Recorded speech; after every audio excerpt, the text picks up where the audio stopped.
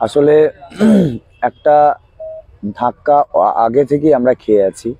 তারপর নতুন বছরের প্রথমেই, অর্থাৎ প্রথম সপ্তাহের 7 তারিখে আমাদের সুপ্রিম কোর্টে একটা হিয়ারিং হতে চলেছে এবং আমাদের কাছে এই হিয়ারিংটা একটা আতঙ্কের। কারণ হাইকোর্টে আমরা একেবারেই কোনোভাবেই আমরা এটা প্রত্যাশাই করিনি যে আমাদের প্যানেলটা ক্যান্সেল হয়ে যাবে এবং আমাদের যে জীবন জীবিকা সেটা একটা সংকটের মুখে পড়বে। তারপরে আবার আমরা সুপ্রিম কোর্টে এবং সুপ্রিম কোর্টের বিগত দিনে একটা হিয়ারিং এবং আবার নতুন বছরের প্রথম সপ্তাহের 7 তারিখের নতুন যে হিয়ারিং হতে চলেছে, সেটা যে আমাদের জন্য আরও কোনো বড় আতঙ্ক নিয়ে আসবে না, সেই আতঙ্কটাই আমরা আতঙ্কিত হচ্ছি, সে আশঙ্কায় আমরা আতঙ্কিত হচ্ছি। আপনাদের তো আতঙ্ক হওয়ার কথা ছিল না, যোগ্য শিক্ষক আপনারা পড়াচ্ছেন এবং পড়াবেন, এটাই তো হওয়ার কথা ছিল। হ্যাঁ, আমাদের আতঙ্কিত হওয়ার এখনো কোনো কারণ নেই, কারণ উপযুক্ত তথ্য এবং সত্য আমাদের সামনে আছে। আমাদের প্যানেলের উপর সিবিআই ইনভেস্টিগেশন হয়েছে, তার রিপোর্টটা খুব স্পষ্ট। 9-10 যার ইলিগাল রিক্রুটমেন্ট হচ্ছে 8.5 এবং 11-12 যার ইলিগাল রিক্রুটমেন্ট হচ্ছে 14.47 অ্যাকর্ডিং টু সিবিআই রিপোর্ট।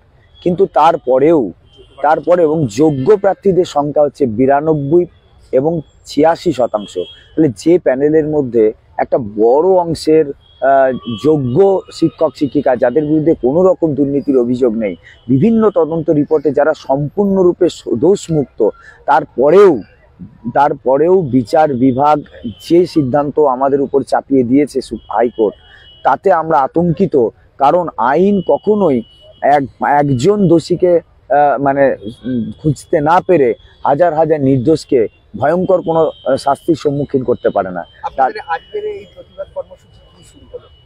আজকে এই প্রতিবাদ কর্মসূচি আমাদের কয়েকটা মুখ্য দাবির উপরে হয়েছে। তার মধ্যে আপনারা দেখতে পাচ্ছেন যে আমাদের একটা আনহ্যাপি, মানে নতুন যে বছর, সেটা সকলে যখন একটা পিকনিক, একটা আনন্দের জায়গা, তখন আমাদের জীবন থেকে একটা মানে খাবারের থালাটাও শূন্য হতে চলেছে কিনা আমরা জানি না। কিন্তু আইন আছে, সেই আইনের যদি আমরা আইনের কাছে যথাযথ তথ্য সত্য পৌঁছাতে পারি এবং বিচারকের দৃষ্টি যদি সেই বিশ্লেষণের জায়গায় পৌঁছায় এবং সমস্ত তথ্যকে খতিয়ে দেখে, তাহলে হয়তো ওই থালাটা আমাদের শূন্য থাকবে না। প্রতীকী অনশন হয়েছে আমাদের 4 জনের পক্ষ থেকে, আর একটা ফাঁসির দড়িকে আমরা রূপকর্তে রেখেছি এবং তার মাঝখানে শূন্য থালার উপরে একটা কনস্টিটিউশনকে রাখা হয়েছে, যা আমাদের খাদ্য বস্ত্র বাসস্থানের মৌলিক অধিকারকে স্বীকৃতি দিয়েছে।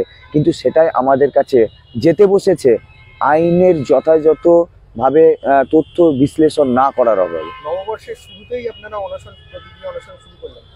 একদম, কারণ নববর্ষের সকলে যখন পিকনিকে খাবার আনন্দে উল্লাসে মেতে উঠছে, তখন আমরা আতঙ্কিত। তখন হয়তো আমরা আমাদের ভবিষ্যতের যে খাদ্য বাসস্থানের যে নিরাপত্তাহীনতা, সেটা আমাদের আতঙ্কিত করছে।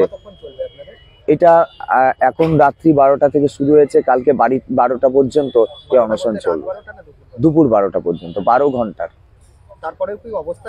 তারপরেও আমাদের অবস্থান চলবে। 7 তারিখ যেহেতু আমাদের শুনানি আছে, 7 তারিখে আমাদের যে দাবি আমরা রেখেছি যে আমাদের যারা নিয়োগ অথরিটি, শুনানির সময় দাবি তো আপনাদের এখানে রাস্তায় রাজপথে রাখলে হবে না, এটা তো যা হবে সুপ্রিম কোর্টে অবশ্যই হবে, কিন্তু কোর্টের কাছে যে তথ্য আর পৌঁছে দেওয়া দরকার, অর্থাৎ আমরা আমাদের নিয়োগ authority, school service commission, board এবং আমাদের যে স্টেট অফ ওয়েস্ট বেঙ্গল, তাদের কাছে দাবি হচ্ছে একজন দক্ষ আইনজীবী নিয়োগ করে আমাদের ন্যায় পাওয়ার ক্ষেত্রে যাবতীয় তথ্য তাকে সুপ্রিম কোর্টের হাতে তুলে দিতে হবে এবং আমাদের ন্যায় পাওয়ার পথকে প্রশস্ত করতে হবে। এবং এই মর্মে আমরা মুখ্যমন্ত্রীর হস্তক্ষেপ এবং সাক্ষাৎ দাবি করছি।